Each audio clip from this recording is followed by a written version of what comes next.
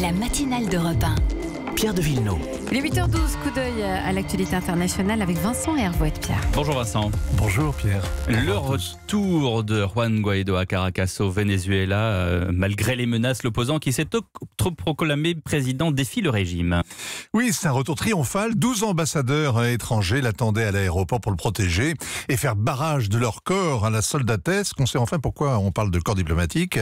Ensuite, le cortège au milieu de la marée humaine, c'est carnaval. Et puis enfin, le meeting sur l'une des places de Caracas devant une foule habillée de blanc et chauffé à blanc. Hier, Juan Guaidó a connu une sorte de sacre, comme s'il ramenait une Coupe du Monde à la maison ou au moins un peu de ravitaillement, comme s'il avait gagné contre Maduro.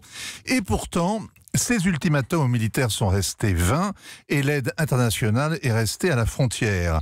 Le voyage valait la peine.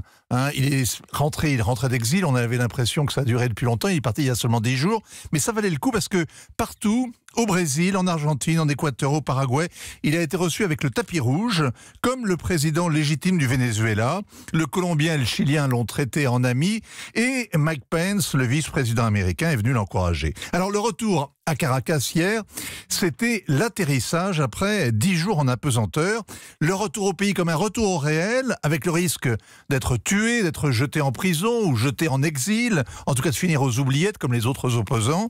Et pourtant, Juan Guaidó a eu le courage tranquille, bien macho, et jusqu'ici, le carrosse ne s'est pas transformé en citrouille. Et il appelle à une gigantesque manifestation samedi. Alors une nouvelle heure de vérité va sonner. Pour l'instant, Nicolas Maduro a remporté le bras de fer. Le régime tient le choc.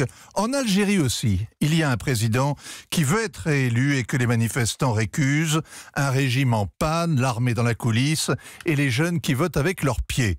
Ici et là, le slogan c'est « Dégage ». Sauf qu'aux Amériques, conjurer la fatalité, ça se dit « Yes, we can ». Oui, c'est possible. Si c'est puede, scandé à tue-tête hier à Caracas. Alors, pourquoi chasser un incapable paraît possible à Caracas, alors que renvoyer un impotent reste très improbable à Alger? Mais la réponse est Donald Trump.